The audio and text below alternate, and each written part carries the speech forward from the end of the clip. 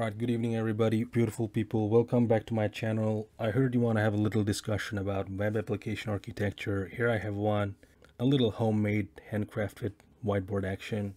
If you're about to go into this domain or you're going to start a project, this video will give you a quick but clear high-level picture of web application architecture. So let's get right into it.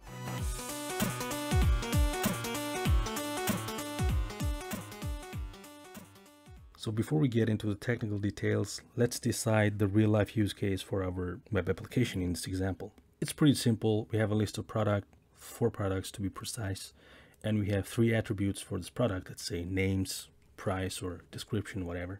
And the goal here is to simply display these four products on a web page without any other actions, any buttons, or any other interactions with the user. So like many other popular architecture, here we have three basic components: front end, or the client, the server, or what we call backend, and a database. So today we're going to present an Angular implementation for a front end or client, ASP.NET Core for the backend, and the SQL Server for the database. Let's go through real quick what does each component do. So the front end is basically a web browser. It can be on your mobile device or PC. Whenever you open a web application through a web browser, you have a front end of this application downloaded on your browser. And the server or the backend is installed in the server side, right? So that's the brain of the whole web application, where we interact with front end and database, and the database, which is basically where we store data. So with that being said, let's start with the first part of the web application, the database. It's the cornerstone of an application. Usually it's also where we begin the development of an application. In our case, we're using SQL Server, which is a relational database. If you want to have a quick too long didn't read introduction to SQL, I have a video in the description below. Check it out after watching this video. Okay, so the tool we're using to interact with database is called Microsoft SQL Server Management Studio. Quite a long name if you ask me. It's an interface where you can directly create, modify data in a database. So let's have a quick look what our database looks like. So this is a database of one of my personal projects, which uses exactly this web application architecture. We have a product table. Inside it, we have names, description, and some parent menu ID, image reference, which is just a foreign key pointing to other tables. Just ignore it for the sake of this example. So basically we have the attributes of product. So you can see that database is basically a bunch of tables like this one in product. Okay, so that's the database. So let's check out the second part of the application, the server, or what we call the backend, right? So it's kind of like the brain of the whole web application. It receives requests from the front end, which is an HTTP request. We'll talk about that in future episodes. Once it receives a request, it will ask for the database, the related data. And database will send the data to it. It will do some calculation or some preset business logic, and it will send the result back to the front end. So it's kind of like the middleman who is very busy taking orders from the client and finding the materials from the warehouse, process them, then serve it back to the client. We're using ASP.NET Core Web API. It's a server-side web app framework developed by Microsoft, which is a fancy way to say that it's a template with many powerful tools upon which we could build our backend. Usually we use C# to run it. As for the IDE, you can choose your favorite. I tend to use Visual Studio. So let's go ahead and take a look what's inside an ASP.NET Core Web API. Remember, this is the most simplified way to build it, but it will do the job for us today, and you will get the idea. So we have three most basic components in ASP.NET Core Web API backend. First one is controller. And again, it's the brain of the backend. So it's like the brain of the brain. I don't know if that makes sense. So they process incoming requests from the front end through HTTP requests. So inside a controller, we have HTTP GET function, HTTP POST function, which are called from the front end whenever we need a data from database or whenever we need to store data from front end.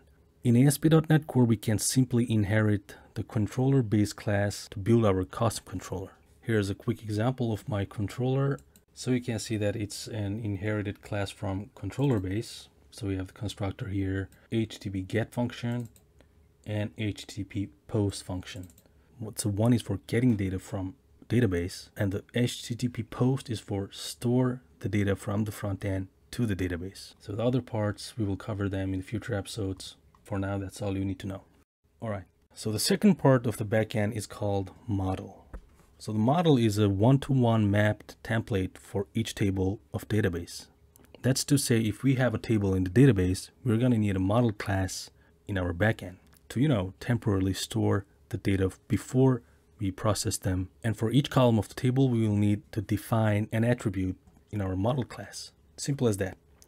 You might also have heard of View, right? Like ASP.NET Core, MVC, Model View Controller. The difference between a model and a view is, while the model is a closer copy of a table in the database, the view object contains the final data that you want to display on the front-end page. It means we're not necessarily displaying all the data from the database. We will retrieve them, we process them first, and then we send the processed data to the front end through View. But in today's example, we're going to display the raw data from the database directly to the front-end page. So no extra processing needed, which is why we're not using views. So here is a model class for our product. So you can see here, for each column of the database, we have created an attribute. Awesome. And the third part of the backend is DB context. It's kind of like a screenshot of a database, or what we call instance of a database. It's also how we access the data in the database from our backend. This class is called in controllers HTTP GET, HTTP POST functions to execute an SQL command. So consider it as a bridge, as a connection point of the database and our backend. That's for the backend part. And the third major part of our web application architecture is the front end. So this is the user interface. We define in HTML and CSS what our page should look like. In our example, we're using Angular framework for the front end. Let's check out what do we have in Angular side of a web application. So the most basic component of the Angular framework is called, component. We have 3 files in a component: a TypeScript, an HTML, and a CSS. Sometimes you have a spec.ts file, which is for unit tests, but let's skip it for now. Mostly a component is linked to a controller of the backend. So it's basically the front-end representative of our product controller and our product table. You can start to see how things are lining up here. We have a table in database, a controller for it in backend to interact with it, and a component in front-end to display its data and interact with user. The naming convention for component is fixed in Angular platform. In our case, it's product.component.ts.html.css, just like that. Let's have a quick look what each of them does. Let's start with HTML. Here we define what do we show on the web page and how do we display it. Basically, it's the layout of the web page. If you're new to HTML, remember to come back to my channel. We're going to have a simply explained video coming out soon. In short, in HTML, we design the page layout. Things like where do we put the title, where do we put a button, for example, or where do we display an image. We could also define actions, like when some buttons are clicked or when a text zone are modified, and so on. Then we have a TypeScript file, which is again the brain of the front-end component. Here we define the callback functions for those actions that we added in HTML, like those buttons clicked, for example. It's also in this TypeScript file that we call the controllers to get the data from database. When the value of a corresponding HTML variables are changed in TypeScript, its rendered value on the web page will be updated as well. It's what we call two-way binding, and that's also how the content of the page changes according to user's action. And in the CSS file, we define the style for our HTML layout.